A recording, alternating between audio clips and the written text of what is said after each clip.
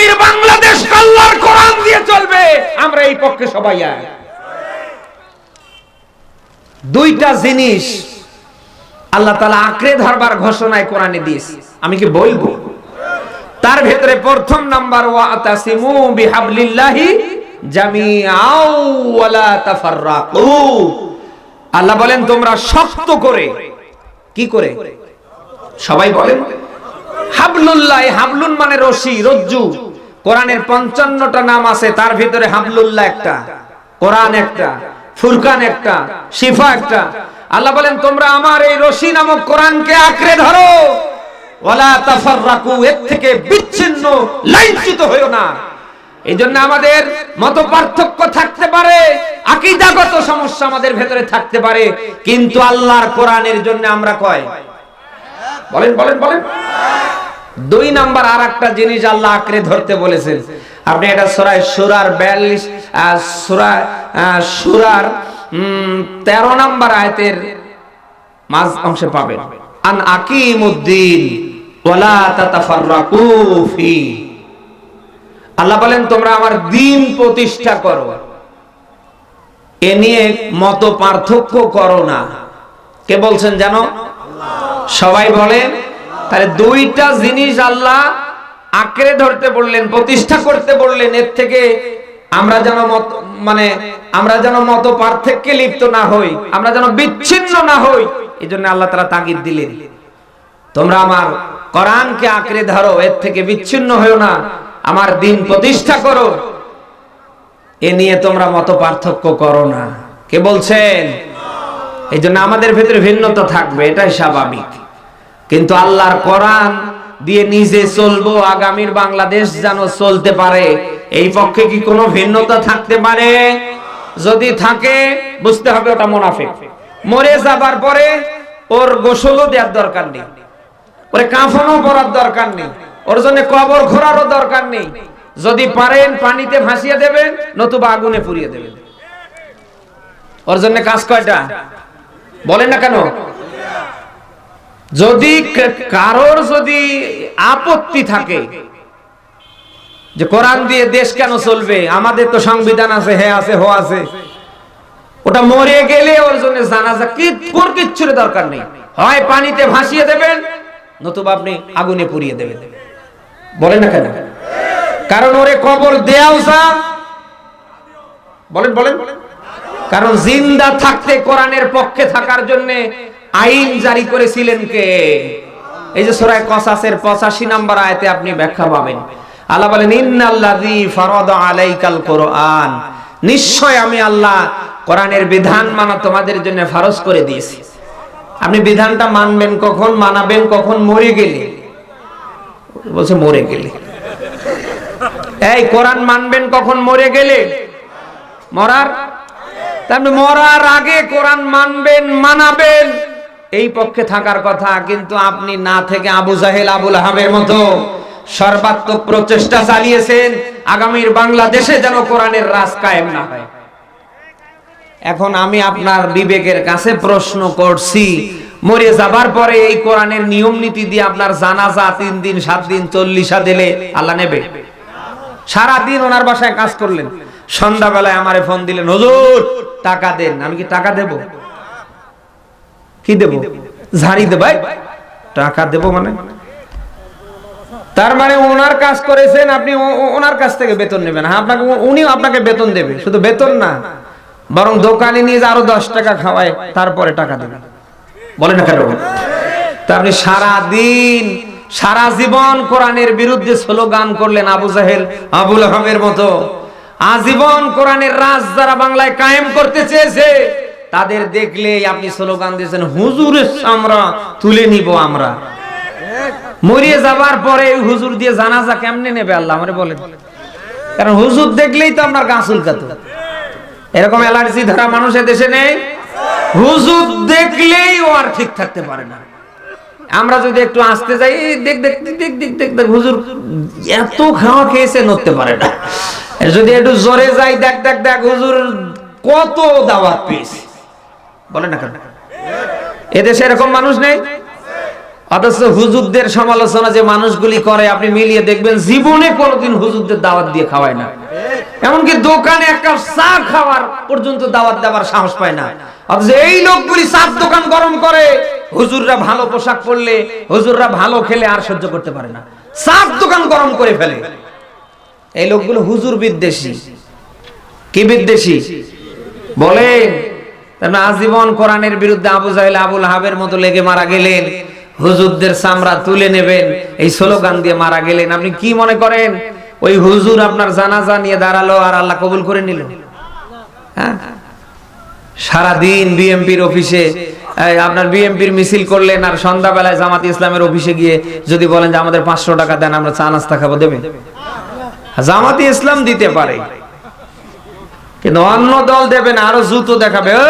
এই যাও সমর্থন ছিল তোদের কারণে সব হারিয়ে যাচ্ছে, বলে না? 5 তারিখের আগে যা সমর্থন ছিল তোদের কারণে এখন দেখছি 1% পরিণত হয়ে গেছে। এগুলি করা যাবে না। কোরআনের বিধান আল্লাহ মানা ফরজ করে দিয়েছে মরার। আরো জোরে বলেন। এখন কখন মরবেন এ গ্যারান্টি কি আছে? এখানে যারা বসে আছে আমরা কি কেউ বলতে পারি যে সামনে আরো 10 বছর বাঁচবো? আপনারা বলতে পারেন? সবকিছুর গ্যারান্টি ওয়ারেন্টি থাকলে মরণের কোনো গ্যারান্টি ওয়ারেন্টি? কখন কোন সময় কার কাছে এসে খাড়া হবে কেউ জানে? আল্লাহু আকবার। লা ইস্তাখিরুনা সাআতাও ওয়ালা ইস্তাকদিমুন। আল্লাহ বলেন এটা যখন কারোর সামনে এসে দাঁড়াবে তাকে সামনেও যেতে দেবে না, পিছাতেও যেতে দেবে না। ও ঘুরে বেড়াচ্ছে, আল্লাহ বলবে ধর, 1 সেকেন্ড লাগবে নাকি? হ্যাঁ, তাহলে সেই মরণ থেকে যেহেতু বাঁচার কোনো উপায় নেই, এবং সেটা কখন কোন সময় আপনার সামনে আসবে আপনি আমি যেহেতু এটা বলতে পারি না, সে মরণকে সামনে রেখে আমরা কি নিয়ত করতে পারি না?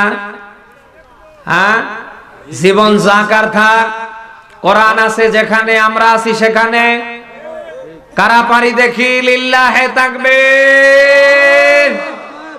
আল্লাহ যেন তৌফিক দান করেন। প্রিয় রংপুরবাসী, মরণ যেহেতু আপনার আমার সামনে চলে আসবে, আজ না হোক কাল, কাল না হোক পরশু, 10 দিন আগার বাজও যেহেতু আসবে, কখন কোন সময় আসবে এটা যেহেতু আমরা বলতে পারি না, সেই মরণকে সামনে রেখে আমরা এখন এই নিয়ত করছি আমরা যেন আল্লাহর দিকে ফিরে আসতে পারি। আল্লাহ যেন ওই রকম পরিবেশ আমাদের দান করে। মরার আগে যদি আপনি আমি আল্লাহর দিকে ব্যাক করতে না পারি, আল্লাহর বিধানের কাছে নিজেকে সারেন্ডার করতে না পারি, বিশ্বাস করুন দুনিয়াও শেষ, আখিরাতও শেষ। আজীবন আপনি আঁকা বাঁকা পথে থেকে মরে গেলেন, মরে যাবার পরে হুজুরেরা ঠান্ডা পানি গরম করে সাদা কাপড় নিয়ে এসে গোসল দেবার পরে টান দিয়ে সোজা করে খাটলিতে দিয়ে আর লাভ নেই, কারণ আপনার সোজা হবার কথা ছিল মরার আগে না পরে। আরো জোরে।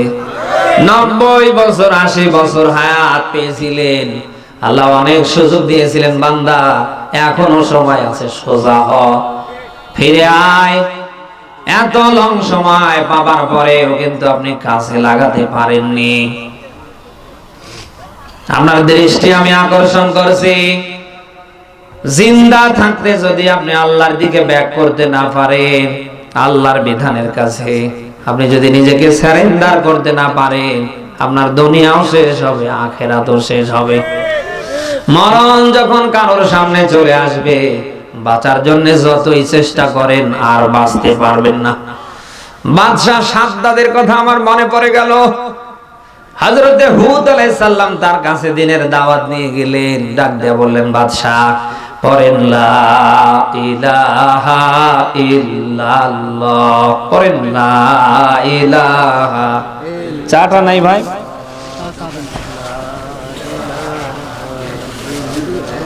লা ইলাহা। বাদশাহ সাদ্দাত ডাক দিয়ে বললেন, পয়গম্বর হুদ আপনি কার দাওয়াত আমার সামনে নিয়ে এসেছেন? হুদ নবী ডাক দিয়ে বলেন, ওই আল্লাহর, যে আল্লাহ আপনাকে আমাকে বানিয়েছে।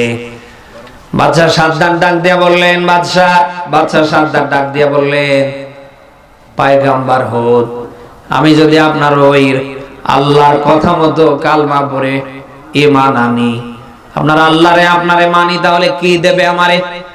হযরতে হুদ নবী ডাক দিয়ে বলেন, আমার এমন জান্নাতের মালিক আপনারে বানিয়ে দেবে যার বিশালতা আসমান আর জমিন। সুবহানাল্লাহ। একথা শোনার পরে বাদশা সাদ্দাত ডাক দিয়ে বললেন, আপনার রব আপনার পথে ভালো হোক, আপনার আল্লাহ ওটা কবে দেবে? আমি এতদিন আর অপেক্ষায় থাকতে পারছি না।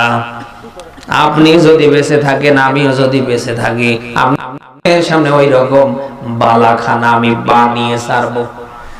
তিনি রাষ্ট্রীয় ভাবে ঘোষণা দিলেন, নিজেই একটা বেহেশত বানিয়ে ফেলবে, কার্যক্রম শুরু করে ফেললেন। অনেক লম্বা ইতিহাস, আমি সেদিকে যাচ্ছি না, শুধু শিক্ষার জন্য একটু টাচ দিচ্ছি। দীর্ঘ 23টা বছর ধরে তিনি তার এই বিশাল বালাখানা বানিয়ে ফেললেন।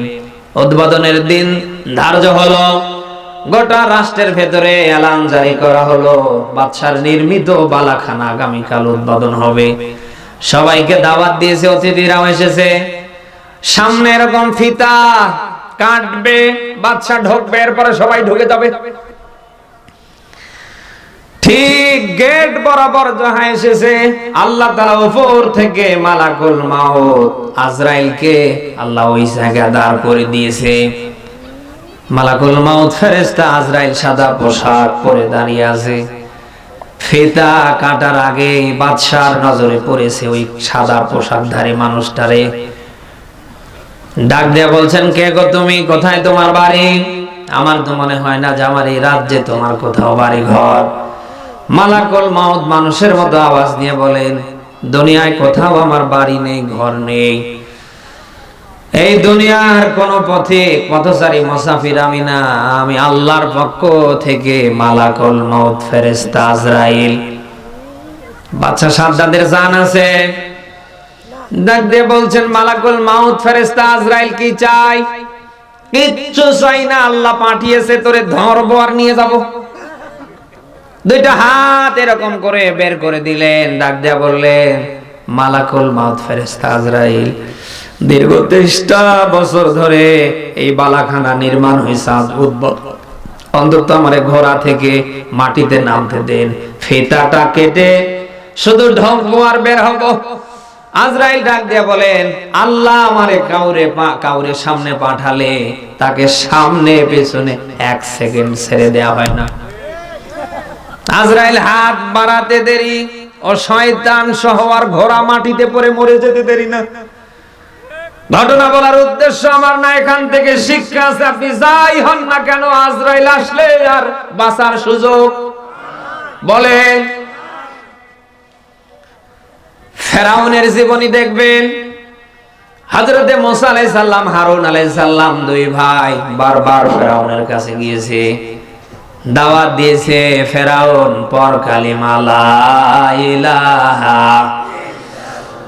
জোরে লা ইলাহা ইল্লাল্লাহ, এই শরবত রে ভাই,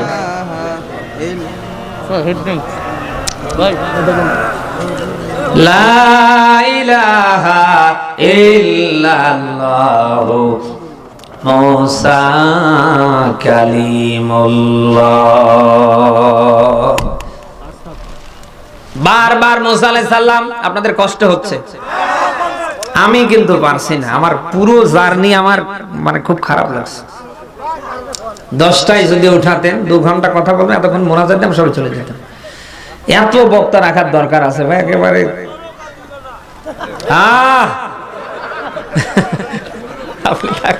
ঠিক আছে ভাই, ইনশাআল্লাহ থাকেন, দেখা যাক কত দূর পর্যন্ত যাওয়া যায়। আপনারা থাকলে আমি সারা রাত থাকতে পারবো ইনশাআল্লাহ।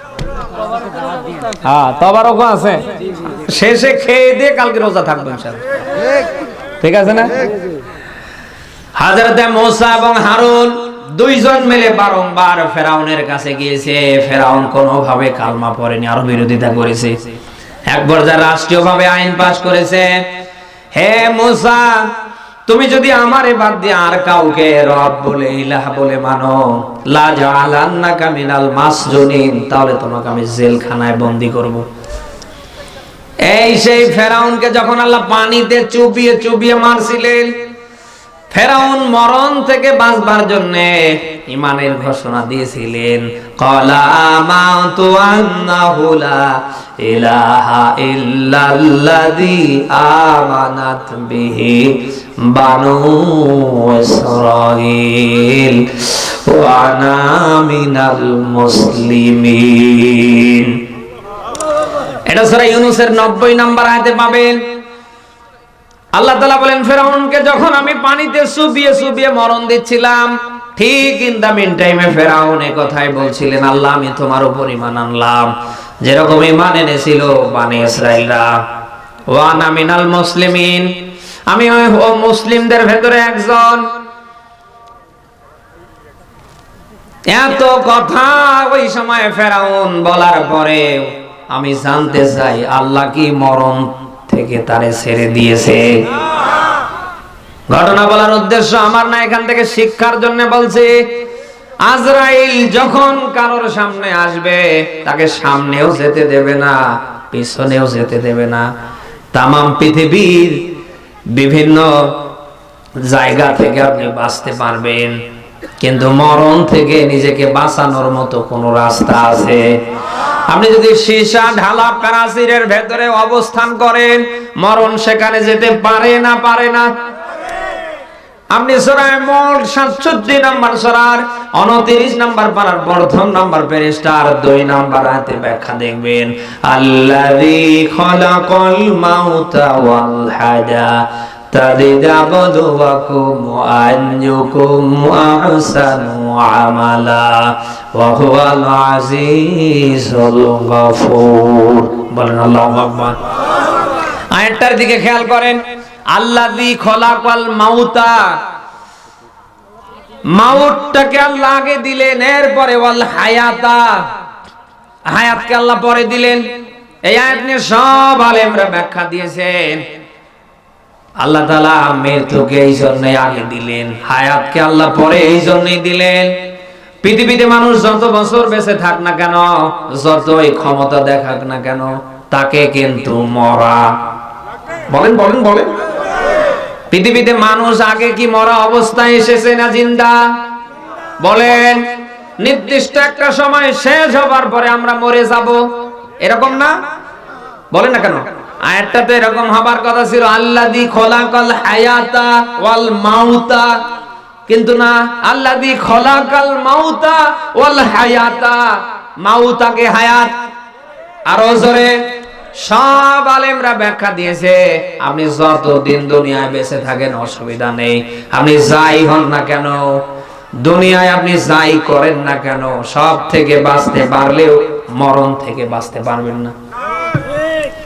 সেই মরণকে সামনে রেখে আমাদের ব্যাক করার, মুখ করার দরকার আছে না নেই?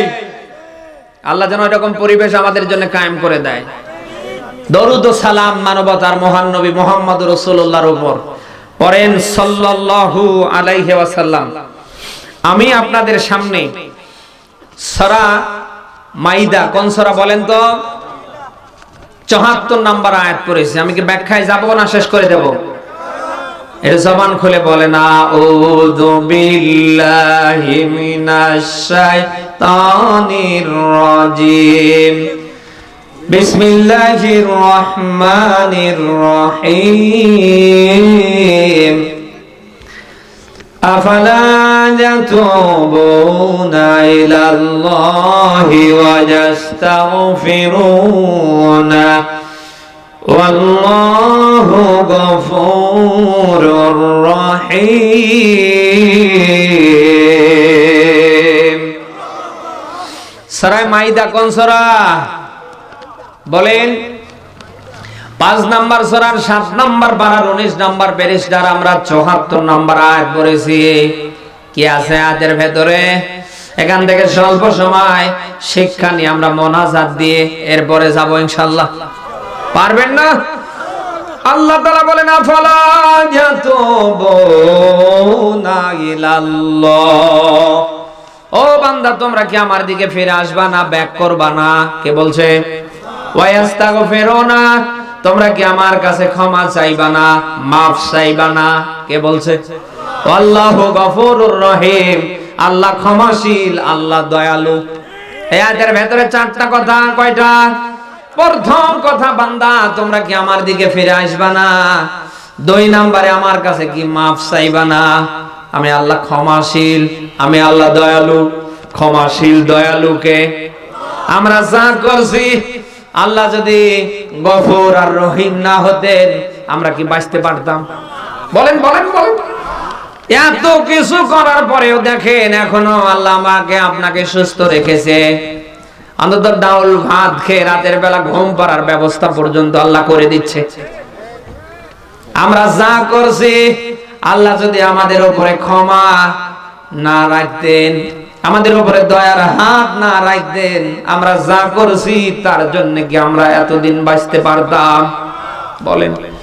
সেই আল্লাহ তাআলাই যেন ডাকছে, বান্দা তোমরা কি আমার দিকে ফিরে আসবা না, তোমরা কি আমার কাছে ক্ষমা চাইবা না। শাহ আলেমরা ব্যাখ্যা দিয়েছেন আল্লাহ কেন ডাকছেন। কারণ পৃথিবীতে যত সৃষ্টি দেখছেন, একটা সৃষ্টিকে আল্লাহ নিজ হাতে বানায়নি। শুধু একটা মাত্র সৃষ্টিকে আল্লাহ নিজ হাতে বানায়, তার নাম মানুষ। নাম কি? আরো জোরে। পৃথিবীর কোন সৃষ্টিকে আল্লাহ তাআলা শ্রেষ্ঠত্ব সৃষ্টির উপরে দেয়নি, ভিআইপি করেননি। একটা মাত্র সৃষ্টিকে আল্লাহ তাআলা সৃষ্টির উপরে শ্রেষ্ঠত্ব দিয়েছে, ভিআইপি বানিয়েছে। ওই সৃষ্টির নাম মানুষ। নাম কি? আরো জোরে। পৃথিবীতে যত সৃষ্টি আপনি দেখছেন, সব সৃষ্টির উপরে আল্লাহ তাআলা সুন্দরতা দিয়ে যে সৃষ্টিকে তামাম সৃষ্টির উপরে শ্রেষ্ঠত্ব ভিআইপি করেছে, তার নাম কি? বলে। এই মানুষ কিয়ামতে জাহান্নামে যাবে, জাহান্নামের আগুনে জ্বলে পুড়ে মরে যাবে। এটা কি আল্লাহ চায়? আমার আল্লাহ চায় আমার বান্দা যেন দুনিয়ায় আমার দিকে ব্যাক করে, আমার কাছে ক্ষমা চায়। বান্দার অপরাধ পাহাড় পর্বতের সমান থাকতে পারে, অসুবিধা নেই। আমি আল্লাহর ক্ষমা বান্দার অপরাধের নিচে না উপরে। আপনার আমার অপরাধ যদি পাহাড় পর্বতের সমান হয়, আল্লাহর ক্ষমা তার নিচে না তার আরো জোরে। আমরা অপরাধ করতে যেমন ভালোবাসি, ক্ষমা করতে ওই রকম ভালোবাসে। বলেন। অপরাধ করা যেমন আমাদের কাজ, ক্ষমা করা কার কাজ? হযরত আদম আর হাওয়া অপরাধ করবার পরে যখন তারা ব্যাক করলেন, মুখ ফেরালেন, ডাক দেয়া বলেন, আল্লাহ আমরা জুলুম করেছি, অন্যায় করেছি, ভুল করেছি, তুমি আমাদের মাফ করে দাও, আমাদের উপরে দয়া করো। দুইটা কথা আদম আর হাওয়া বলছিলেন।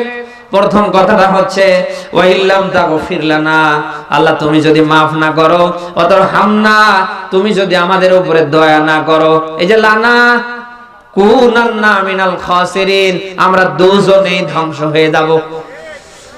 হযরত আদম আর হাওয়া দীর্ঘদিন কান্নাকাটি করবার পরে যখন এই কথা বললেন, আল্লাহ তুমি যদি আমাদেরকে মাফ না করো, তুমি যদি আমাদের উপরে দয়া না করো, আমরা ধ্বংস হয়ে যাব। আদম আর হাওয়া এই কথা বলতে দেরি, ওদের মাফ করে এক জায়গায় এনে দিতে দেরি করেনি কে? বলেন বলেন। আমরা সেই আদম আর হাওয়ার সন্তান। আমাদের আদি পিতা আদি মাতার অপরাধ হয়েছে, আমাদের দ্বারাও হবে। এটা স্বাভাবিক না অস্বাভাবিক? বলেন বলেন। আমাদের আদি পিতা আদি মাতাকে যদি আল্লাহ মাফ করতে পারে, ওই আল্লাহ আমাদেরকেও এখনো মাফ করতে বলেন। আপনি সূরা আলে ইমরান 3 নাম্বার সূরার 4 নাম্বার পারার 6 নাম্বার পৃষ্ঠার আপনি 133 নাম্বার আয়াতে পাবেন। আল্লাহ তাআলা 1000 বছর পূর্বে ডাকছেন, ওয়াসারিউ ইলা মাগফিরাতিম মির রাব্বিকুম ওয়া জান্নাতিন আরদুহাস সামাওয়াতু ওয়াল আরদু উইদ্দাতু লিল মুত্তাকিন। আয়াতটার দিকে খেয়াল করেন। আল্লাহ বলেন দৌড়াও। কে বলছে? আরো জোরে। আল্লাহ বলেন দৌড়াও বান্দা আমার ক্ষমার দিকে। জিন্দা থাকতে যদি আমার ক্ষমা নিয়ে মরতে পারো, ও বান্দা চিরন্তন জান্নাতের মালিক আমি আল্লাহ বানিয়ে দেব। যে জান্নাতের বিশালতা, আরদুহাস সামাওয়াতু ওয়াল আরদ, আসমান আর জমিন। ডাকছে কে? আরো সরে রাতের 1/3 আল্লাহ প্রথম আসমানে নেমে আসে, আর আল্লাহ এই কথাই বলতে থাকে, আমার বান্দা বান্দিগণের ভেতরে তোমরা কারা কোথায়? আমার কাছে ক্ষমা চাও, আমি আল্লাহ তোমাদের ক্ষমা করে দেব। আমার কাছে মাফ চাও, আমি আল্লাহ তোমাদের অবশ্যই মাফ করে দেব। 99 ভাগ মোহাব্বত আল্লাহর হাতে, আর 1 ভাগ মোহাব্বত তামাম সৃষ্টির উপরে। আরে ভাই, 1 ভাগ মোহাব্বতের কারণে আমার কিছু হলে আমার এই লোক থাকতে ঠিক থাকতে পারবে না। আপনারা রক্তের কেউ না, আপনারাও ঠিক থাকতে পারবেন না। বলেন না কেন? তামাম সৃষ্টির ভিতরে 1 ভাগ মোহাব্বত থাকার কারণে আপনি দেখেন, মায়ের কিছু হলে সন্তান ঠিক থাকতে পারে না, সন্তানের কিছু হলে মা ঠিক থাকতে পারে।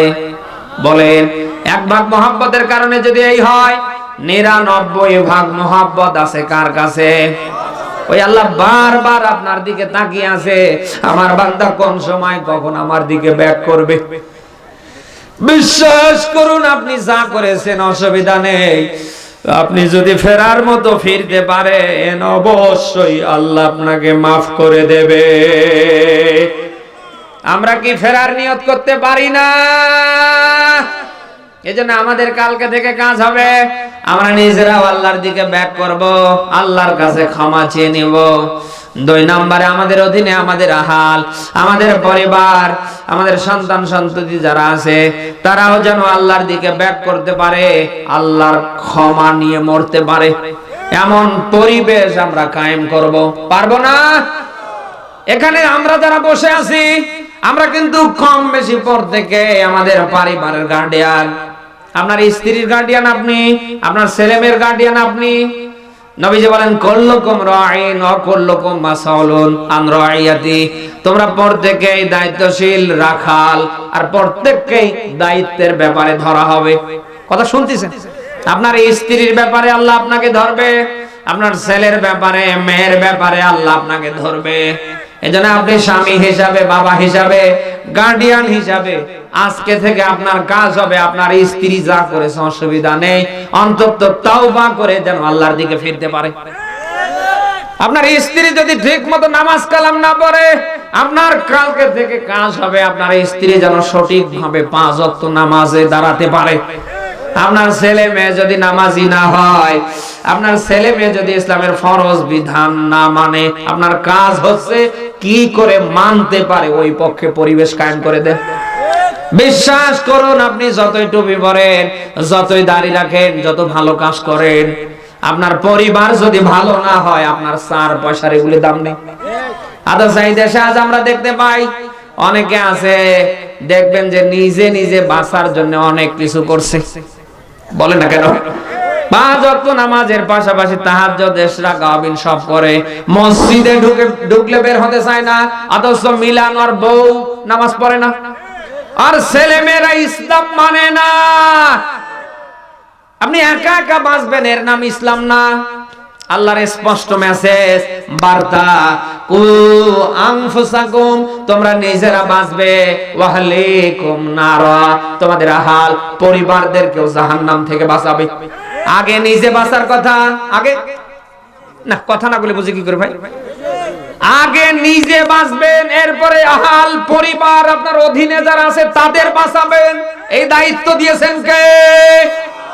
আদর্শ আপনি নিজে বাঁচলে বাপের নাম চাচা, আপন আপন জীবন বাঁচা, এর নাম কি ইসলাম? বলেন। আপনি নিজে যদি নামাজ পড়েন, আপনার নৈতিক দায়িত্ব হচ্ছে আপনার অধীনে যারা, তারাও যেন নামাজে দাঁড়ায়।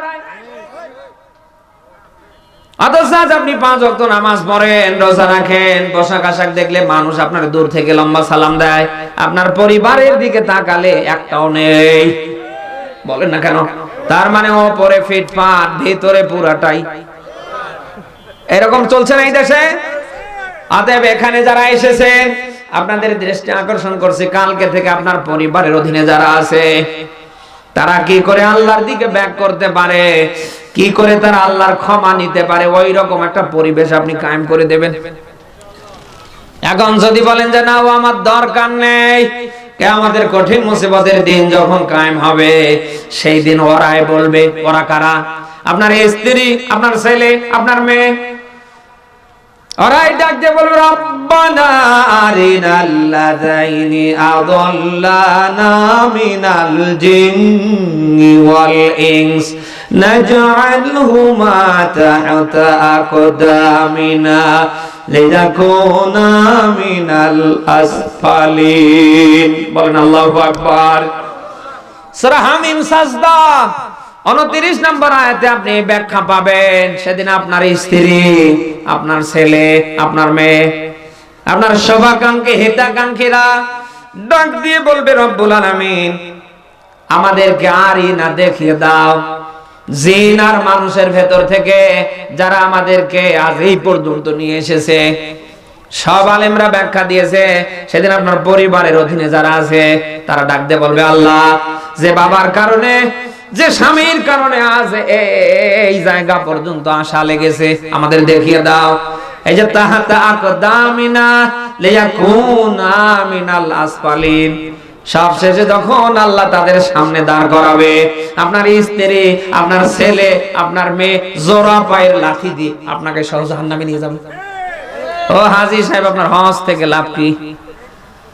আপনার মসজিদের কোণে বসে হুক্কুর হাক্কার করে লাভ কি? আপনি যদি বাঁচতে চান ওই দিনের ভয় থেকে, আপনার স্ত্রী, সন্তান, সন্ততির আগে সামলান। আজ এই দেশে অনেকে 3 দিন তাবলিগে যায়, অনেকে 40 দিনের জন্য সিল্লায় যায়, অনেকে 1 সাল, অনেকে 1 যুগ। অথচ মিলান আর বউ ঠিক মতো নামাজ পড়ে না, আর ছেলে মেয়ে ঠিক মতো নামাজ কালামের ধার ধারে না। বল না কেন? নিজের এলাকার মানুষ ঠিক মতো ইসলাম মানছে না, ও চলে গিয়েছে বরিশালে, মিশরে। অথচ আল্লাহর স্পষ্ট মেসেজ হচ্ছে, নিজে বাঁচো এবং আহাল পরিবার পরিজন যারা, তাদেরকে বাঁচাও। আমরা কি আমাদের পরিবারের দিকে দৃষ্টি দিতে পারি না? হ্যাঁ, আমাদের দিতে হবে ভাই, নাহলে বাঁচার কোনো উপায় নেই। এরপরে আমাদের অন্যতম একটা কাজ হবে, আমাদের কলিজার টুকরো সন্তান সন্ততি যারা আছে, এই কলিজার টুকরো সন্তান সন্ততিরা যেন অন্তত আল্লাহর কোরআন শিখতে পারে, ওরা যেন দিনের গণ্ডির ভেতরে থাকতে পারে। পিতা মাতা উভয় মিলে সন্তানের জীবনে 14টা কাজ করবেন। কয়টা বলেন? তিরমিজির হাদিস বলছি, মাতা পিতা আর সন্তানের প্রতি 14টা কাজ আছে। শুধু জন্ম দিয়ে গরু ছাগলের মতো ছেড়ে দিলে হবে না। তার ভেতরে অন্যতম একটা বলছি, আপনার সন্তানকে আপনি কোরআন শেখাবেন, দিন শেখাবেন। কথা কি শুনতেছেন?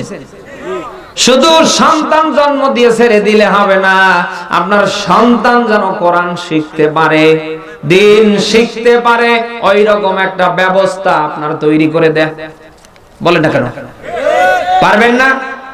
আমারে নিয়ে এসেছে এই যে মজনু শাহ ভাই, আগে বিকাশে টাকা দিয়েছে, তারপরে এসেছি, আবার যাব। এমনি যাব নাকি? সারা দেশ আমি এভাবে ঘুরছি, টাকা যেখানে আমি সেখানে। এই মাদ্রাসায় যিনি চাকরি করেন, দেখেন উনিও চাকরি করছে, কিন্তু আমার মতো টাকার জন্য খালি 3টা মাস বেতন বন্ধ করে দেখ, একটারও খুঁজে পাওয়া যাবে না। আপনার মসজিদের দিকে তাকান, ইমাম বলেন, মুয়াজ্জিন বলেন, খাদেম বলেন, খালি 1 মাসের বেতন আর 1 মাসে নিয়ে যান, দেখবেন কত কথা শুরু হয়ে গেছে।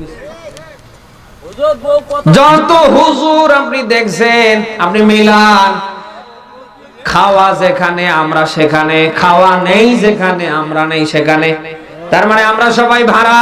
আমরা কি আরো সরে আপনাদের খেদে, আপনাদের জন্য আল্লাহর কাছে হাত উঠালে এটা আল্লাহ নিতেও পারে, নাও পারে, কোনো গ্যারান্টি আছে? বলেন বলেন বলেন।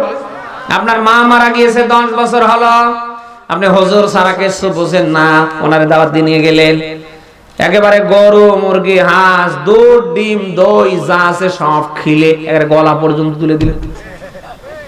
উনি ভালো খাবার দাবার পাবার পরে হয়তো দোয়া করার সময় একটু কান্নার ভান করছে। উনি এমন চিন্তা ভাবনা করছে, এত ভালো মানের খাবার দাবার পরে আমি যদি একটু চোখের পানি বের করাতে না পারি, তাকে এটা দোয়া হইল। উনি কানতে কানতে যদি মারাও যায়, আমি আপনার কাছে প্রশ্ন করছি, উনি ভাড়া, ওনার দোয়া কি আল্লাহ কবুল করবে? কোনো গ্যারান্টি? একটা আলেম ফতোয়া দিতে পারবে না অমুকের মা মারা গিয়েছে, বাবা মারা গিয়েছে, গরু খেলাম, হাত উঠালাম, আর আল্লাহ একেবারে কবুল করে নিল। এটা কবুল হতেও পারে, নাও পারে, কোনো গ্যারান্টি নেই। অনেকে মনে করতে পারেন হুজুর, তাহলে তো আমাদের হুজুর বিভিন্ন অনুষ্ঠানে এসে কান্না করে। আপনি দেখবেন ওটা কান্না না, নাকের ফাঁকা জায়গার গুনগুন আওয়াজ। ও কান্না করবে কেন? আমার তো কান্না আসবে আমার মায়ের জন্য, আপনার কান্না বের হবে আপনার বাবার জন্য। বলেন না কেন? এই মুহূর্তে যদি আমার কানে মেসেজ আসে যে হুজুর আপনার পরিবারের সদস্যদের এই হয়েছে, ওয়াজ আরো চলে, আরে ভাই আমি তো ভেঙ্গে পড়বো। আমার ব্লাড, আমার রক্তের সম্পর্কিত যারা, তাদের জন্য। আপনার কি মাথায় কাজ করে না?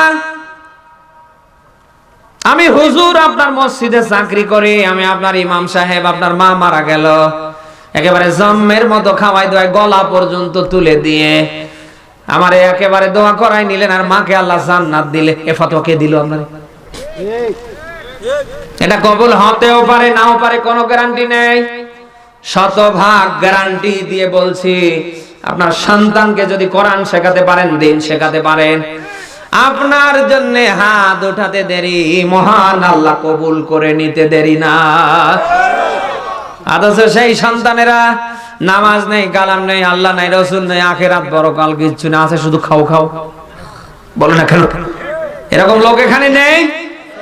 আমি যদি বলি যে ভাই হাত উঠান, কারা আজকে সারা দিনে 5 ওয়াক্ত নামাজ পড়েছেন? অনেকে গোল্ডেন প্লাস নিয়ে ফেল করবে, অনেকে জমা পর্যন্ত পড়ে না, এমন মানুষ আছে না নেই? নামাজের কথা বললেই দেখবেন ওর মাসলা বের হয়, হুজুর নামাজ না পড়লে ঈমান পাকা নেই, এইরকম মানুষ। অথচ মা মরে গিয়েছে 10 বছর, বাবা মরে গিয়েছে 2 বছর, বাড়ির পাশে, বাসারের পাশে মা বাবা ঘুমিয়ে আছে, একটা দিনের জন্য নামাজ পড়ে হাত উঠায় না, কবরের পাশে গিয়ে দাঁড়ায় না, ও ধান্দায় আছে হুজুরের জন্য। আপনি ওরে চেনেন? আপনি দাওয়াত দিয়ে ওরে কি খাওয়ান? আপনি হয়তো 1000 টাকা খরচ করেছেন, ওরে এমনও মানুষ দাওয়াত দিয়ে খাওয়ায় ওরকম 5000 টাকা। আপনি তো 1 টাকা ওর হাতে দিতে পারেন না, আপনি ওরে চেনেন? এমনও মানুষ ওরে খামের ভেতরে 1 লক্ষ টাকা পর্যন্ত দিয়েছে। আপনার মন জয় কেমনে করবেন আমারে বলেন? আপনারা হয়তো ধারণা করেন হুজুরদের কথাই আল্লাহ বোঝে, আমাদের কথা আল্লাহ বোঝে না। আল্লাহ কি এমন বোকা নাকি? না, কথা না বলে বুঝি কি করে? এই আল্লাহ কি সব ভাষা বোঝে না? মা নেই, বাবা নেই, কি বলছি কান খাড়া করে শোনেন। কোরআনুল কারীমের সূরা ফাতিহা বিসমিল্লাহ সহ একবারে পড়বেন 3 বার, সূরা ইখলাস পড়বেন। ফাতিহা কয়বার?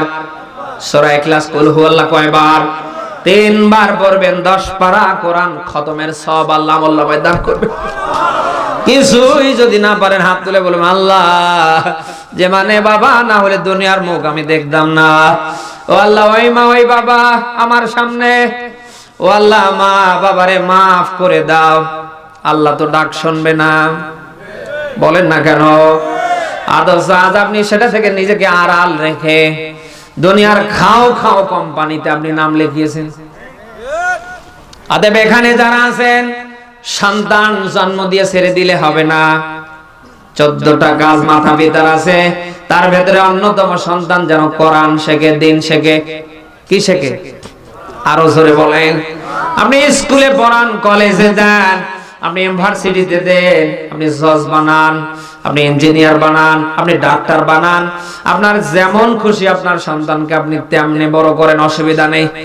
কোরআন যদি ছোট্টবেলায় আপনার সন্তানের জীবনে দিতে পারেন, আপনার ভিত্তি যদি শুরু হয় আল্লাহর কোরআন দিয়ে, দুনিয়ার যে কোনো জায়গায় যেতে পারে, অসুবিধা নেই। অন্তত আপনার মরে যাবার কথা শুনলে এসে অন্তত জানাজা দিতে পারবে, কোনো ভাড়া দিয়ে হুজুরের দরকার হবে না। এই এলাকার হুজুরদের তো মনে হয় মন খারাপ হয়ে গেল যে হুজুর যে মাসলা দিল তো খাওয়া বন্ধ হয়ে গেল। না না, হুজুরদেরকে খাওয়াবেন, তাদেরকে মোহাব্বত করবেন, মাঝে মাঝে হাদিয়া দেবেন, তোপা দেবেন। পারবেন না ইনশাআল্লাহ? ভাই পারবেন না? পারবেন না? হ্যাঁ ইনশাআল্লাহ, ইনশাআল্লাহ। এজন্য আমরা আমাদের সন্তানগুলিকে কোরআন শেখাবো। পারতপক্ষে যে মাদ্রাসার উদ্যোগে মাহফিল, তবারক আছেন আপনাদের, নিয়ে আসেন, সব নিয়ে আসেন। আরে আমার কথা পর্যন্ত আপনি যা আছে নিয়ে আসেন না কেন? না মাদ্রাসায় নিয়ে যা দেবেন? গুড় যেখানে মাছি সেখানে। কি বোঝেন আপনি? দিয়ারির ডাঙ্গা শহীদ বীর মুক্তিযোদ্ধা শাহজাহান আলী মন্ডল হাফিজা মাদ্রাসা লিল্লা বোর্ডিং এর উদ্যোগে আজকের এই মাহফিল। যাদের সন্তান আছে তারা যদি পারেন এই মাদ্রাসায় সন্তান দেবেন। একেবারে হাফেজ বানাতে হবে, আলেম বানাতে হবে, ব্যাপারটা এরকম না। অন্তত এখান থেকে ভিতটা মজবুত করবেন। পারবেন না? যাদের সন্তান নেই তারা যতটুকুন পারেন, টাকা হোক, পয়সা হোক, বুদ্ধি পরামর্শ দিয়ে এই মাদ্রাসার পক্ষে থাকার চেষ্টা করবেন। পারবেন না ইনশাআল্লাহ? কারণ এই মাদ্রাসাটা এটা একটা নাজাতের ওসিলা। নাজাতের কি? আরো জোরে বলেন।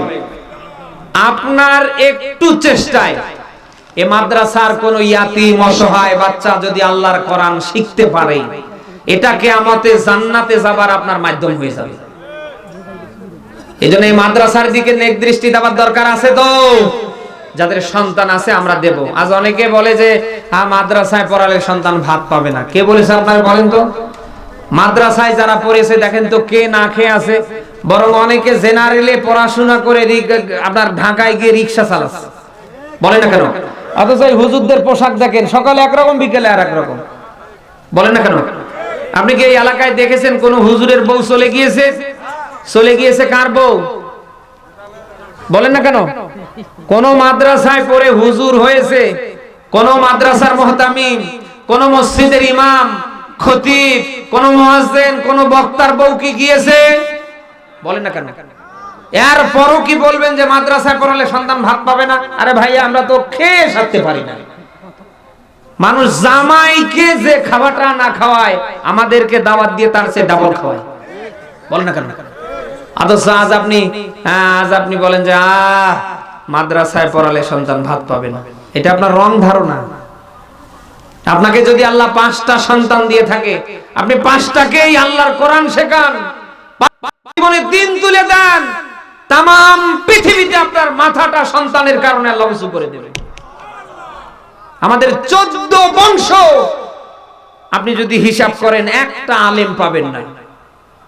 আমরা একই পরিবার থেকে 2 জন তৈরি হয়েছি। বাংলার এমন কোন জায়গা বাদ নেই যেখানে আল্লাহ আমাদের না নিয়ে গিয়েছে। এখন আমার বাবা, আমার আত্মীয় স্বজন যারা বলছে যে আমাদের 14 বংশের তোমরা 2 জন প্রদীপ। আরে ভাই, ধন সম্পদ খালি জমা, টাকা পয়সা খালি একেবারে পাহাড় করলে হবে না। সন্তান সন্ততিকে যদি পারেন দিন শেখান, কোরআন শেখান, মাদ্রাসায় দেন। 5টা যদি থাকে 5টাকেই দেন। রিস্কের মালিক আপনি বাবা না, মা না, রিস্কের মালিক কে? আরো জোরে। মাদ্রাসায় পড়িয়ে সন্তান ভাত পায় না, এ কথা ভুল। আপনি কখনো এই বিরূপ মন্তব্য করবেন না, এটা কুফরি। যদি পারেন সন্তানকে মাদ্রাসায় দেবেন। পারবেন না ইনশাআল্লাহ? বর্তমান দেশের অবস্থা দেখছেন না? নেশা পানিতে ভরপুর। মাদ্রাসার কোন ছাত্রর হাতে বিড়ি দেখেছেন? বাবা দেখেছেন? লাল পানি দেখেছেন? দেখেছেন কাদের? মাদ্রাসায় পড়াশোনা করে কোন সন্তান বাবা মাকে বৃদ্ধাশ্রমে পাঠিয়েছে? পাঠাচ্ছে কারা? বিবেকের দ্বার খুলে না। অতএব আপনার বিবেকের কাছে প্রশ্ন করছি, যদি পারেন আপনার কলিজার টুকরো সন্তানকে আপনি মাদ্রাসায় পাঠাবেন, দিন শেখাবেন। পারবেন না ইনশাআল্লাহ? আল্লাহ তাআলা যেন কবুল করে, বলেন আমিন। এবং সেই সাথে মা বোনরা অনেকে এসেছে, তবারক আসতে যতক্ষণ বাকি, আমি একটু মা বোনদের নিয়ে একটু কথা বলি। আপনারা থাকবেন না? মা বোনরা যারা এসেছেন, আপনারা যদি ভালো হন, আমার দৃঢ় বিশ্বাস আপনাদের ঘর ভালো হতে সময় লাগবে না। বলেন না কেন? কারণ ফ্যাক্টরি যদি ভালো হয় মাল কয় নাম্বার হবে? গাছ ভালো হলে ফল খারাপ হবে নাকি? মায়েরা যদি ঘরে ভালো হয় মাস্ট বি ঘর ভালো হবে। এই জন্যই তো আমরা দেখতে পাচ্ছি যেমন মা তেমন সন্তান, মা যেমন সন্তানও তেমন। কারণ পৃথিবীতে সবচেয়ে বেশি শিক্ষা লাভ করে সন্তানরা মায়ের কাছ থেকে। এখানে এই জন্য যুবক যারা বিয়ে করেনি, যারা বিয়ে করনি, আমি আমার যুবক ভাইদের দৃষ্টি আকর্ষণ করছি, সাদা চামড়া দেখে পাগল হলো না। বিয়ে করার আগে দেখি ওর মাটা কয় নাম্বার। বলে না কেন? কারণ ওর মা যদি ওই কোয়ালিটির হয় তাহলে সাদা চামড়া নিয়ে লাভ নেই, তোমার জীবন একেবারে জ্বালিয়ে শেষ করে ফেলবে। এই জন্য বিয়ে করার আগে অভিযান চালাবেন, 10 দিন দেরি হোক অসুবিধা নেই, চিরুনি অভিযান চালাবেন যে মেয়ের মা কেমন। কারণ এদেশে এরকম মেয়ের মা নেই যে স্বামীকে মানতে চায় না, 1 পয়সার দাম দেয় না।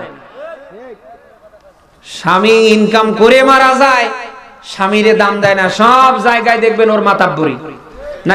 এই রংপুর, বদরগঞ্জ, এই উত্তরবঙ্গে নেই, বাংলার অন্য জেলায় আছে। কার আছে হাত তোলেন তো।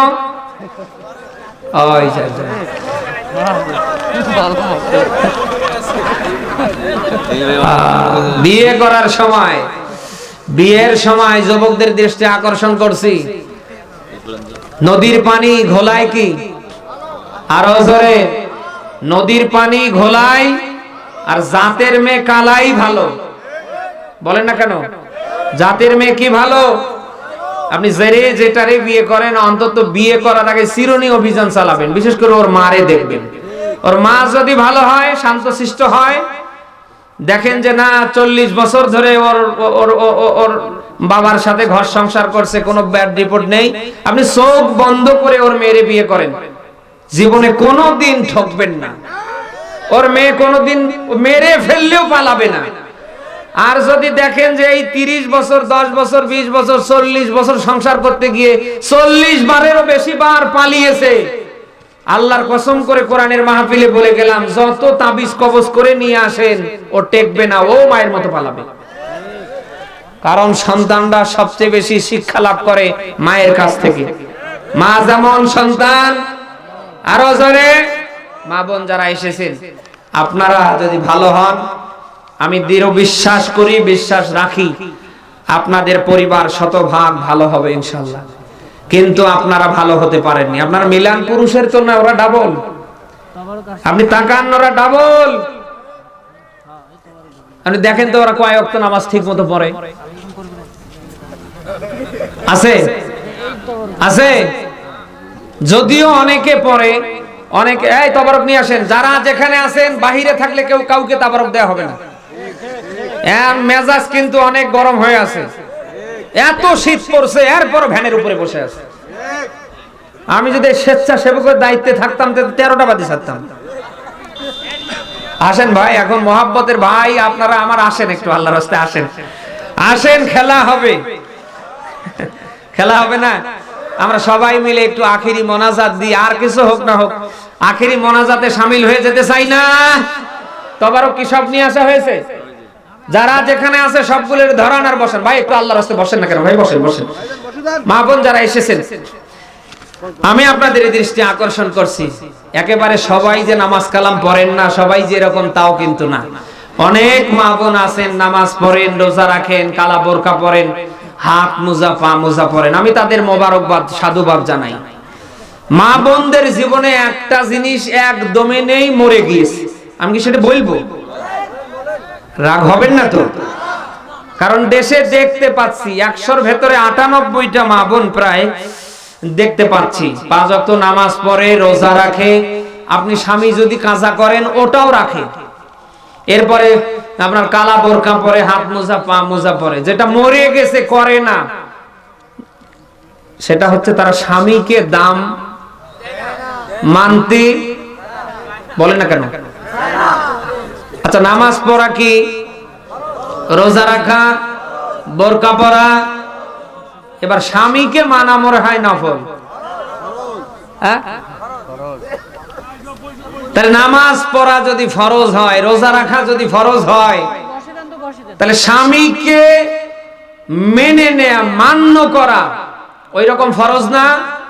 অথচ আমার দেশের মায়েরা নামাজও পড়ে, রোজাও রাখে, কালা বোরকা পরে, আপনার হাত মোজা পা মোজা দেখলে মনে হয় জান্নাত থেকে পালিয়ে এসেছে। আপনি মিলান, স্বামীরে মানতে চায় না।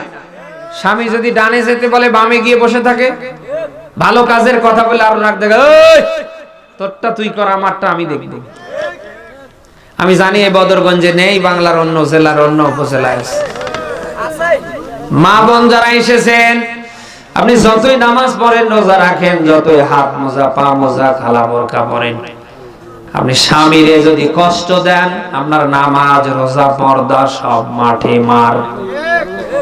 তিরমিজির হাদিস বলছে, নবীজি বলেন, আল্লাহ তাকে বাদ দিয়ে পৃথিবীর কাউকে যদি সেজদা দানের অনুমতি দিত, আমি তামাম পৃথিবীর নারীদের বলতাম স্বামীর পায়ে সেজদা করো।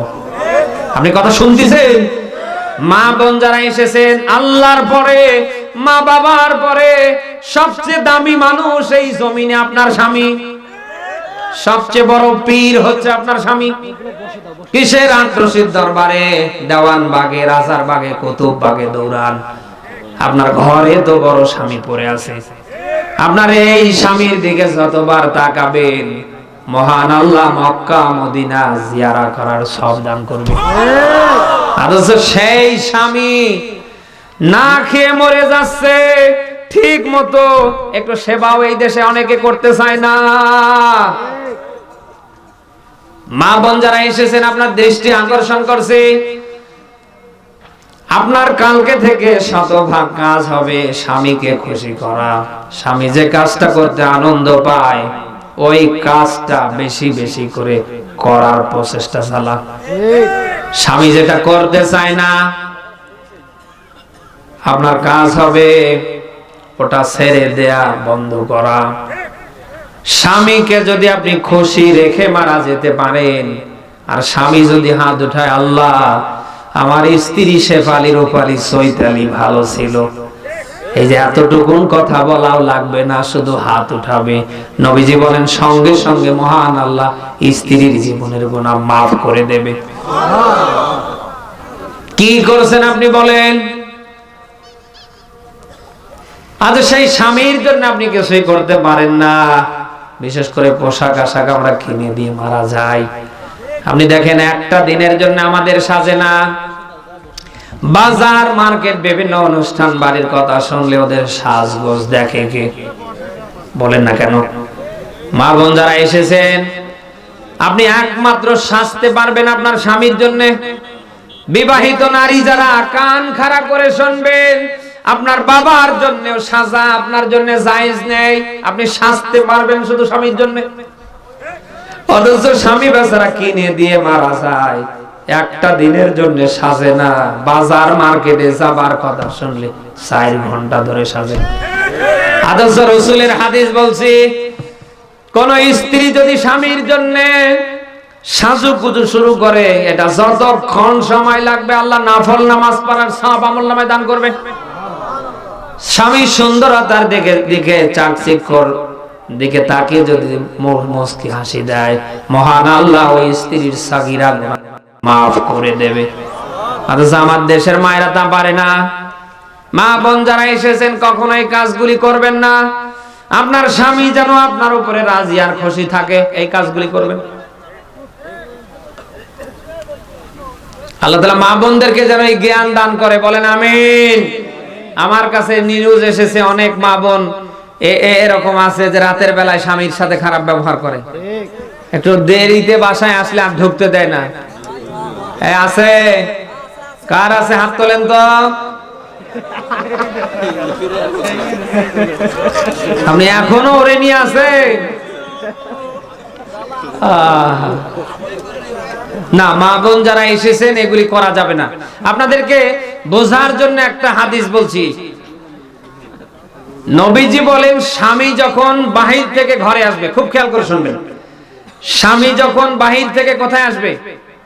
ঘরে আসবে। রাত হোক দিন হোক, যে কোনো সময় স্ত্রীর কানে যদি আওয়াজ পড়ে, আর স্ত্রী যদি ওই সময় ফরজ নামাজেও থাকে, স্ত্রীর কাজ হবে নামাজটা তাড়াতাড়ি শেষ করে স্বামীর ডাকে সাড়া দেয়া।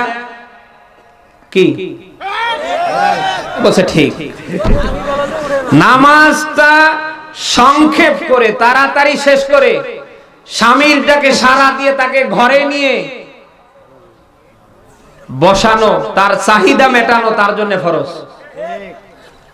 অথচ আমার দেশের মায়েরা একটু আসতে লেট হলে আর দরজা খোলে না, আধা ঘন্টা পরে দরজা খুললে মুখের দিকে তাকা যায় না, যে না হলো 1-150 ভূতে ধরেছে। বলেন না কেন? আরে ভাই, আশ্চর্য কাহিনী, স্বামী তো লেট হতেই পারে, আসতে আধা ঘন্টা কম বেশি হতে পারে, এই জন্য আপনি দরজা লাগিয়ে থাকেন, ঘুমানোর ভান করেন। এ কোন স্বভাব আপনার? আমারে বলেন তো, আপনি কিসের নামাজ পড়েন আর কিসের কি করেন? অথচ স্ত্রীর কাজ হচ্ছে স্বামী যে অবস্থায় আসুক না কেন, শীতের রাতে যদি আসে, এই পানি ঠান্ডা থাকলে গরম করে দেয়া, ঠান্ডা খাবার থাকলে ওটা গরম করে নিজ হাতে স্বামীরে খাওয়াই দেয়া। বলেন না কেন? অথচ খাওয়াই দেয়া তো দূরের কথা, পানি গরম করা তো দূরের কথা, ওর দাঁতের ঝাড়ি দেখে কে? আজকে এই দেশে পরকীয়া বাড়ছে কেন আমারে বলেন তো? এই কারণে না? বলেন না কেন? বউ থাকার পরে আর একজন আর অন্যের বউয়ের পিছনে দৌড়ায়, অন্যের মেয়ে নিয়ে পালিয়ে যায়, ওর সাথে পালায় না, কারণ অত অতিষ্ঠ। দুপুর বেলায় বাজার থেকে বিভিন্ন জায়গা থেকে গিয়েছে, আপনার সারা দিন মনে করেন যে দুপুরে মাঠে ঘাটে কাজ করেছে, কাজ করে বাড়িতে যাবার পরে গোসলখানায় ঢুকেছে, মনে করেন তোয়ালা আনতে মনে নেই, ডাক দিয়ে বলছে শেফালি, রূপালি, চৈতালি, তোয়ালি আনো। আর ওখান থেকে ধমক দিচ্ছে, গোলামের বেটা, গোলাম নিয়ে যেতে পারিস না? নেই, এরকম নেই, নেই। হালাল কাজের জন্য স্বামী ডাকে এইদিকে, আর ওই শয়তান মহিলা মুখ খুলে থাকে কোলবালিশ নিয়ে ওইদিকে। সাধে পরকীয়া বাড়ছে। হ্যাঁ, হাজারা বিয়ে করেনি, ওরা যদি এইগুলো এই কাজ করে তা মানা যায়? ভাই, আমার বউ আছে, আমার দ্বারা এই কাজ মানায় কি করে? আমার বলেন তো, আপনি মিলেন না কেন? 100-র ভেতরে 98টা নারী স্বামীর জায়েজ কাজে, 100-র ভেতরে 98টা নারী বাধা সৃষ্টি করে। স্বামী বেচারা কোথাও গিয়েছে, ভালো মানের কোন পোশাক বা ভালো কোন খাবার নিয়ে আসলে ওর মন পুতো হয় না, নেই? এরকম নেই? জীবনটাই শেষ করে ফেললেন, কোনদিন নাম নিয়েছে? আপনি যদি মরেও যান, নাম পাবেন না। আরো যদি জানতে পারে যে আপনার বৃদ্ধা মা, বাবা, ভাই, বোনের জন্য কিছু একটা করেছেন, আমার তো মনে হয় না যে ওর পায়ের নিচে মাটি থাকতে পারে না। এরকম এদিকে নেই। হ্যাঁ, আমার মাথায় কাজ করে না এই কাজগুলি এরা কেন করে বলেন তো? অথচ দেখেন, ওদের আত্মীয় স্বজন যদি কেউ আসে, পুরো ফ্রিজ ফাঁকা করে চলে যায়। আপনি দেখেন তো, কোন দিন কি এ বিষয়ে তারা আপত্তি করেছে? আরো বলে যে তোরা এত লেটে আসিস কেন? বলেন না কেন? অথচ আপনার মা, বাবা, ভাই, বোন, আত্মীয় স্বজন যদি কেউ আসে, তখন মুখের দিকে তাকা যায় না। একটা ব্রয়লার নিয়ে আসলে কাটার জন্য ওদের পাওয়া যায় না। আমি কি বানিয়ে বলছি? মা বোন যারা এসেছেন, এই কাজগুলি করবেন না। আপনার কাছে আপনার মা বাবা যেমন, আপনার স্বামীর কাছে তার মা বাবা ওই রকম। আল্লাহ আপনাকে কয়েকটা সন্তান দিয়েছে, আপনি যদি আপনার স্বামীর মা বাবার সাথে ভালো ব্যবহার করতে না পারেন, আপনার স্বামীকে যদি তার মা বাবার হক আদায়, ভাই বোনের হক আদায় করতে না দেন, আপনাকে আল্লাহ কয়েকটা সন্তান দিয়েছে, শেষ বয়সে এটা দিয়ে কিন্তু আল্লাহ পরিশোধ করাবে। মা বোন যারা এসেছেন, দেশ যেহেতু সংস্কার হচ্ছে, আমরা চাই আগামীতে আপনারাও যেন সংস্কার হন। এই বৈষম্যগুলি ছেড়ে দেন। আপনার কাছে মা বাবা যেরকম, আপনার কালকে থেকে যেন আপনার স্বামীর মা বাবা ওই রকম হয়। একেবারে ওদেরকেই খালি ধরলে হবে না। এদেশে কিছু শ্বশুর শাশুড়িও আছে ওই রকম টেরা, সারাদিন বৌমার পিছনে পড়ে থাকে। বল না কেন? এরকম শাশুড়ি নেই? ওকে শাশুড়ি না শাশুড়ি নামের ডাহিনী, সারাদিন বৌমার দোষ ধরার জন্য বসে থাকে। অনেক শ্বশুর আছে দেখবেন সারাদিন বৌমার দোষ ত্রুটি ধরার জন্য বসে থাকে। বেটা যদি বৌমার জন্য কোনো খাবার নিয়ে আসে, এই সব টাকাগুলো এইভাবে শেষ করে ফেললো। আরে ভাই, অন্তত আপনার শুকরিয়া আদায় করার দরকার, অন্তত আমার ছেলে বউয়ের পিছনে তো খরচ করছে, সে তো আর পাড়ার সকিনার শেফালির পিছনে খরচ করছে না। নিজের আপনাদের বিবেকের কাছে প্রশ্ন করছি, আপনার মেয়ে যদি অপরাধ করে আপনার কাছে কিছু মনে হয় না, আপনার বৌমা অপরাধ করলে আপনার কাছে মহাভারত অশুদ্ধ হয়ে যায় কেন? আমার বলেন তো। খালি শুধু এক পক্ষ শাসালে হবে না, এরপরে আপনাদের দোষ নেই, আপনাদের দোষ নেই। আল্লাহর বক্তব্য কি? সূরা নিসার 19 নম্বর আয়াতে দেখবেন, ওয়াশিরুহুন্না বিল মারুফ। আল্লাহ বলেন স্বামী যারা তারা স্ত্রীর সাথে ভালো ব্যবহার করবে। আপনি কি আদৌ করেন? বলেন না কেন? আছে ইসলামের বিধান কি আপনি যে মানের খানা খাবেন আপনার স্ত্রীকে ওই মানের খানা খাওয়াবেন, যে মানের যে লেভেলের পোশাক পরবেন আপনার স্ত্রীকে ওই মানের ওই লেভেলের পোশাক আপনি পরাবেন। হুন্না লিবাসুল লাকুম ওয়া আনতুম লিবাসুল লাহুন্না। আইন কার? আরো জোরে। আপনি কি তা করেন? করেন মানে ব্রয়লার মুরগি নিয়ে এসে রান্না হলে একটা হাড় পড়ে আছে, আপনি ওটাও রাখেন না। এগুলি করা যাবে না। স্বামী যারা আছেন স্ত্রীকে মহব্বত করবেন, ভালোবাসবেন। অপরাধ মানুষ যারা তারাই করবে। প্রত্যেকটা মানুষের দ্বারাই কি হবে বলেন? অপরাধ হবে। আমাদের দ্বারা অপরাধ হয় না, ওদের অপরাধ হবে। ওদেরকে তৈরি করা হয়েছে আদম আলাইহিস সালামের বাম পাশের কোন দিক থেকে? হ্যাঁ, পাজরের বাঁকা হাড় থেকে। এজন্য এরা জন্মগত কি বাঁকা। অপরাধ হবে, তাই বলে অপরাধ দেখে গরুর মতো পিটাবেন, এটা করা যাবে না। নবীজির একটা হাদিস বলে আমি শেষ করছি, স্ত্রীর একটা অপরাধের দিকে তাকিয়ে তাকে তোমরা কষ্ট দিও না।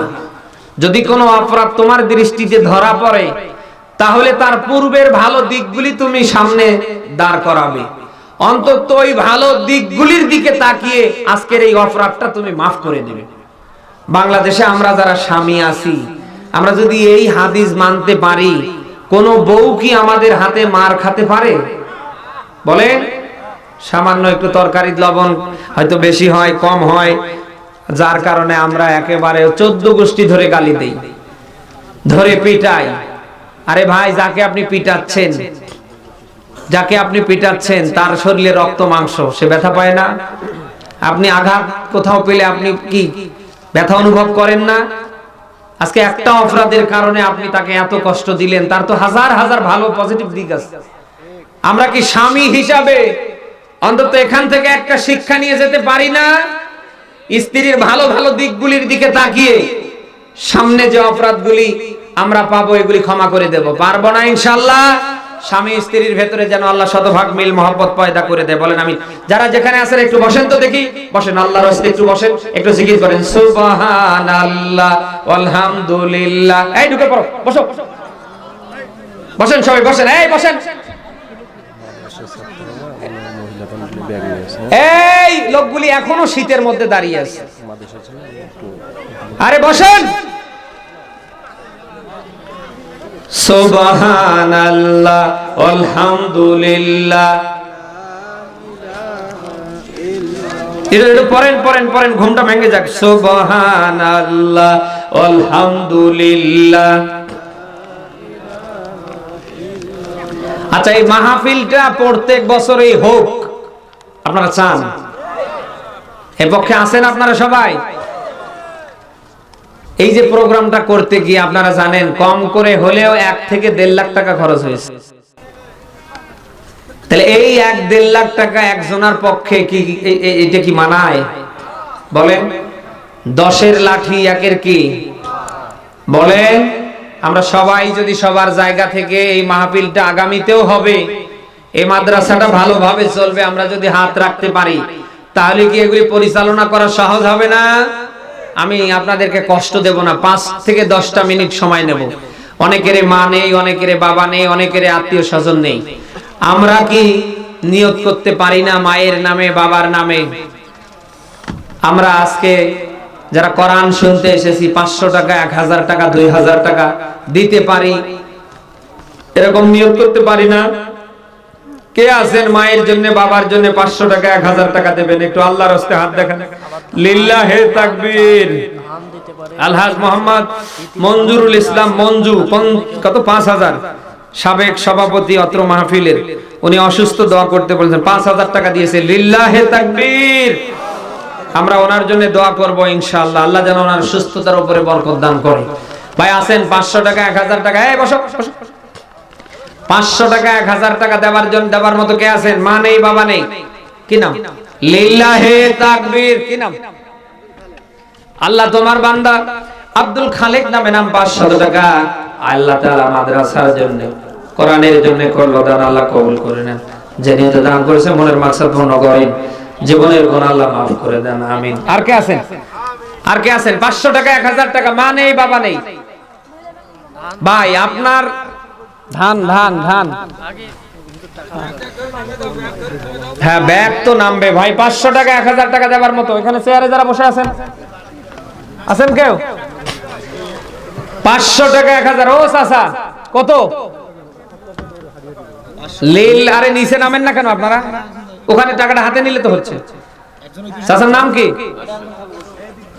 লিল্লাহে তাকবীর। আল্লাহ তোমার বান্দা আব্দুর রউফ নামে নাম, 500 টাকা আল্লাহ কবুল করে নেন। যে দান করেছে মনের মাকসাদ পূর্ণ করেন, জীবনের গুনাহ আল্লাহ maaf করে দেন, আমিন। আমিন ও আমিন ও আল্লাহ, আল্লাহ তুমি আমিন ও দানকারীর ওই জন্য আল্লাহ হইও তুমি জামিন ও।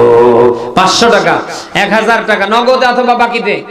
ভাই আপনার এই টাকার মধ্য দিয়ে এই বাচ্চারা হয়তো কোরআন শিখবে। কিয়ামতের ময়দানে আল্লাহ যখন তাকে বলবে জান্নাতে প্রবেশ করো, সে সহজে প্রবেশ করবে না। ওকে যারা হেল্প করেছে তাদের নিয়ে এরপরে জান্নাতে পা দেবে। সেই দিকে তাকিয়ে 500 টাকা, 1000 টাকা খুব বেশি। কালকেই যদি কোনো একটা ব্যাধি হয়, ডাক্তারের কাছে গেলে 1000 টাকা চলে যাবে। এরপরে ধান, আলু, ভুট্টা, এই এলাকায় জানি আরো কি কি আবাদ হয়, এগুলো আমার জানা নেই। একটু মেহেরবানি করে 10 কেজি, 5 কেজি, 20 কেজি যা পারেন একটু আল্লাহর রাস্তায় নাম লেখান। মরিচ, পেঁয়াজ, আলু, লবণ। কি নাম? লিল্লাহে তাকবীর। আল্লাহ তোমার বান্দা আলম নামে নাম, 500 টাকা আল্লাহ কবুল করে নেন। যে দান করেছে মনের মাকসাদ পূর্ণ করেন, জীবনের গুনাহ maaf করে দেন। জোরে বলেন আমিন। আর কে আছেন? আর কে আছেন? খুব তাড়াতাড়ি। কি নাম চাচা? দিয়ে ধন বুঝে মন কারি নিতে।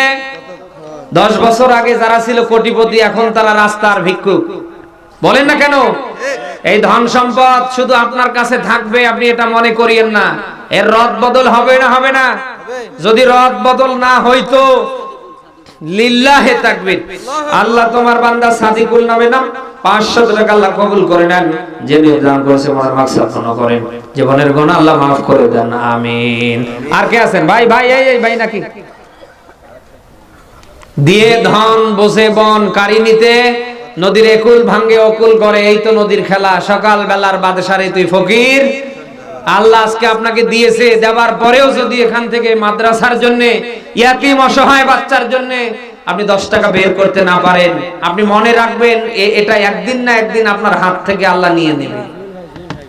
এই জন্য ধন সম্পদ যদি বৈধ করতে চান, অন্যতম মাধ্যম হচ্ছে আপনি ব্যয় করবেন, দান করবেন, সাদকা করবেন। ধন সম্পদ বৈধ করবার অন্যতম মাধ্যম হচ্ছে দান করা। কি নাম? লিল্লাহে তাকবীর। আল্লাহ তোমার বান্দা জুয়েল নামে নাম, 500 টাকা আল্লাহ কবুল করে নেন। যে নিয়তে দান করেছে মনের মাকসাদ পূর্ণ করেন, জীবনের গুনাহ আল্লাহ maaf করে দেন, আমিন। আর কে আছেন? আরে এতগুলো লোক 500 করে টাকা দিলে তো এরকম 4টা মাহফিল করা যাবে ভাই। মা বোনদের ওখানে দেখেন কি অবস্থা, ছাত্রদেরকে ব্যাগ নিয়ে পাঠান তো, মা বোনদের ওখানে নোট পাঠান। মা বোনরা যারা এসেছেন, টাকা যদি না নিয়ে আসেন, হয় কানের দুল, নাকের ফুল দেখতে চাই, নাইলে যা ওয়াজ হয়েছে একেবারে উল্টো দিকে ঘুরে দিয়ে চলে যাবে। ঠিক ঠিক আছে না? আমি মা বোনদের দৃষ্টি আকর্ষণ করছি, কেউ বাদ যাবেন না। 10 টাকা হলেও মাদ্রাসার জন্য দিয়ে যাবেন ইনশাআল্লাহ। লিল্লাহে তাকবীর। রাশেদ, আল্লাহ তোমার বান্দা রাশেদ 100 টাকা আল্লাহ কবুল করে নিক। যে নিতে দান করেছে মনের মাকসাদ পূর্ণ করুন। ভাই ব্যাগ নিয়ে ঢুকে পড়েন তো, ব্যাগ নিয়ে ঢুকে পড়েন, ব্যাগ নিয়ে ঢুকে পড়েন, ব্যাগ নিয়ে ঢুকে পড়েন, ব্যাগ নিয়ে। ভাই কোথায় লোকজন, কোথায় আপনাদের? মহিলা প্যান্ডেলে মাদ্রাসার ছাত্র আছে, ওদেরকে দেবেন মহিলা প্যান্ডেলে। মহিলা প্যান্ডেলে মাদ্রাসার ছাত্ররা গিয়েছে। আচ্ছা আচ্ছা।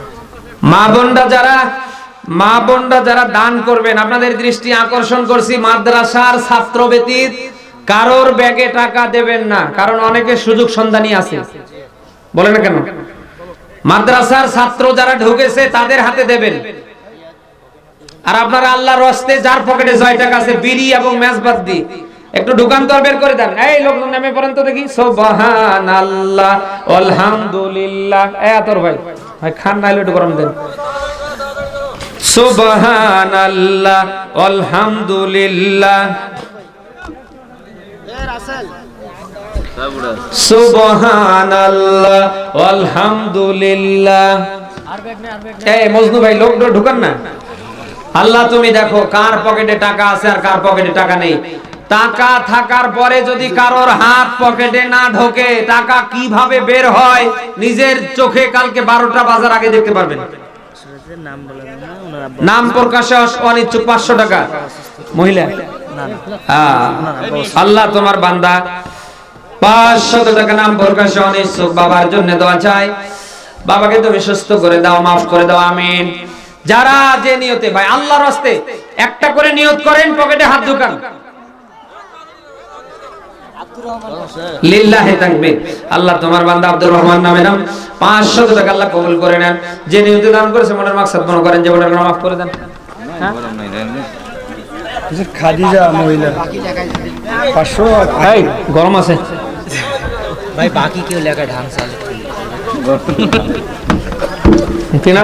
লিল্লাহি তাকবীর। আমার এক বোন খাদিজা 500 টাকা আল্লাহ কবুল করুক। আল্লাহ আর এক বোন সেও 500 টাকা। কি আহেলা 500 টাকা। খাদিজা এবং রাহেলা 2 বোন 500 1000 টাকা দিয়েছে। আল্লাহ কবুল করুক। আমরা দোয়া করছি কিয়ামতে যেন ফাতেমাতুজ জোহরার সাথে আল্লাহ তাদেরকে জান্নাতে যাওয়ার ব্যবস্থা করে দেয়, আমিন। লিল্লাহি তাকবীর। আল্লাহ তোমার বান্দা আজমল 100 টাকা। ভাই খুব তাড়াতাড়ি একটা করে নিয়ত করেন আর পকেটে হাত ঢুকান। 10 টাকা 20 টাকা 50 টাকা 100 টাকা যারা যতটুকুন পারেন আল্লাহর রাস্তায় পকেটে হাত ঢুকান। এবং বাকিতে আপনারা অনেকে নাম লেখাতে পারেন। ধান 10 কেজি 20 কেজি, এরপরে রসুন, মরিচ, পেঁয়াজ, আলু। আলুর সিজন তো আসছে না, আলু তো লেখাতে পারেন, একটু লেখান না। ভাই রবিউল ভাই 1 মণ ধান, রবিউল ভাই হাজীপাড়া। এই যাদের খেতে আলু হয়েছে থাকার পরে যদি আলু দিতে না পারেন, আলুতে কিন্তু পোকা ধরে যাবে। ঠিক মনে করছেন হুজুরের দোয়ায় কাজ হয় না, পরে শেষে বলবেন 10 কেজি আলু লেখালেই তো ভালো ছিল। একটু বরকতের জন্য একটু আল্লাহর রাস্তায় 10 কেজি 20 কেজি করে নাম লেখান না। লিল্লাহি তাকবীর। আল্লাহ তোমার বান্দা আতিকুল 100 টাকা আল্লাহ কবুল করে নাও। যে দান করেছে মনের মাকসাদ পূর্ণ করুন। রবিউল ভাই হাজীপাড়া 1 মণ ধান। রবিউল ভাই হাজীপাড়া 1 মণ ধান। লিল্লাহি তাকবীর। আল্লাহ কবুল করুক, বলেন আমিন। আল্লাহ যেন তার খেতে বরকত দান করে। ভাই এই যে 10 কেজি 5 কেজি করে আলু লেখান দেখি, পেঁয়াজ লেখান, মরিচ লেখান, ধান লেখান, ভুট্টা লেখান। খুব তাড়াতাড়ি, এখনই দিতে হবে তা না, সিজন করে দেন। আল্লাহ আপনার ফসলে ফলনে বরকত দেবে। সকল রকমের পোকা মাকড়, আসমানি দুর্যোগ থেকে যেন আল্লাহ হেফাজত করে।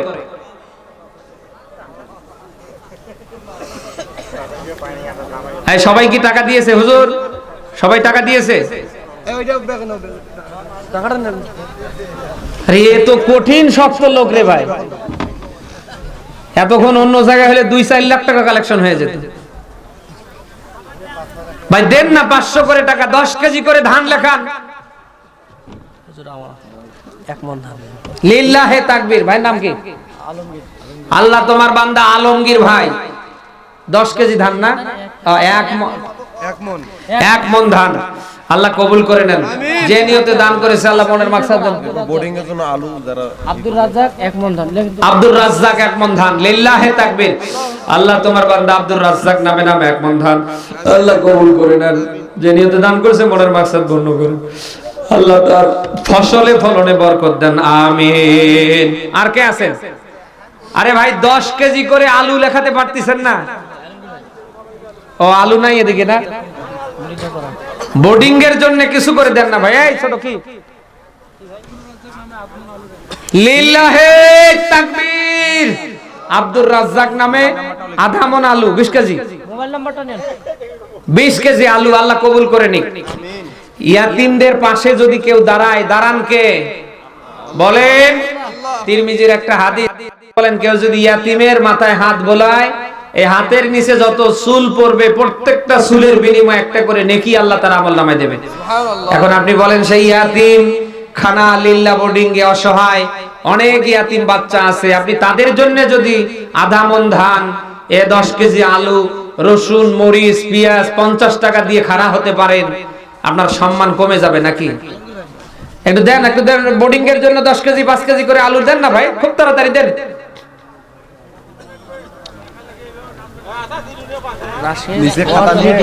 রাশেদ ওয়াজ মিডিয়া 20 কেজি আলু, লিল্লাহে তাকবীর।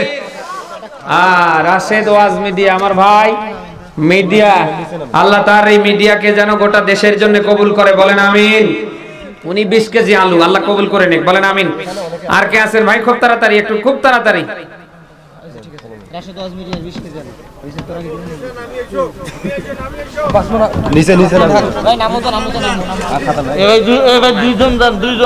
ভাই 5 কেজি পর্যন্ত দেন তো দেখি, 2 কেজি 1 কেজি, আমি আর 10-এ নেই, এখন 5 কেজি 1 কেজি, যারা যতটুকুন পারেন ভাই। 1 কেজি থেকে 1 কেজি আলুর দাম এখন কয় টাকা বলেন না কেন? আর সিজনে কয় টাকা থাকবে? 20 টাকা। 1 কেজি হলেও লেখাবেন, যেহেতু বোর্ডিং চালাতে গিয়ে অনেক আলুর দরকার, ভাত যত এখন আলু তত, বলেন না কেন? আমরা মাছে ভাতে কি বাঙালি, এখন আর মাছ নেই, ভাত আর আলু, বলেন না কেন? আলু ছাড়া কি আপনার কোনো খাবার বাসায় রান্না হয়? নেন একটু আল্লাহর রাস্তে ভাই ঢোকেন তো, 1 কেজি 2 কেজি করে যতটুকুন পারেন একটু আল্লাহর রাস্তে নাম লেখাবেন, স্ব মাদ্রাসায় দিয়ে যাবেন ইনশাআল্লাহ। আল্লাহ তোমার বান্দাদেরকে 1 কেজি 2 কেজি 5 কেজি পর্যন্ত আল্লাহ আত্র মাদ্রাসার বোর্ডিং এ আল্লাহ তুমি দেবার তৌফিক দান করে দাও, বলেন আমিন। দান করলে সম্পদ কমে না, আল্লাহ বাড়িয়ে দেন। সাত দোকান রবিউল 500 লিল্লাহে তাকবীর। আল্লাহ তোমার বান্দা রবিউল ইসলাম নামে নাম, আল্লাহ 4 দোকানদার 500 টাকা আল্লাহ কবুল করে নেন, যিনি দান করেছে মনের মাকসাদ পূর্ণ করেন, আল্লাহ তার আয় রোজগার ব্যবসা বাণিজ্যে বরকত কামনা করছি, দান করেন আমিন। ভাই খুব তাড়াতাড়ি, খুব তাড়াতাড়ি। দানকারীর ওই মাতা পিতা আল্লাহ সুখে রাখো কবরে, নূরের টুপি পরাই আল্লাহ ওঠাইও রোজ হাসরে। খুব তাড়াতাড়ি ভাই, 1 কেজি 2 কেজি 5 কেজি যা পারেন। আল্লাহ তোমার এক বান্দি আতিফা 100 টাকা আল্লাহ কবুল করে নেন। আল্লাহ জেনে দান করেছে মনের মাকসাদ পূর্ণ করে, জীবনের গুনাহ আল্লাহ মাফ করে দেন আমিন। আমিন আমিন আল্লাহ, আল্লাহ তুমি আমিন। দানকারীর ওই জন্য আল্লাহ হইও তুমি জামিন। খুব তাড়াতাড়ি ভাই, 1 কেজি করে আলু লেখার লোকও কি নেই? না, এত সিললে তো আমি তার পারতেছি না ভাই।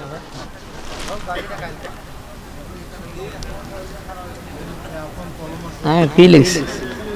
নির্ধারিত সময় 20 মিনিট। ভাই নাম লেখান খুব তাড়াতাড়ি।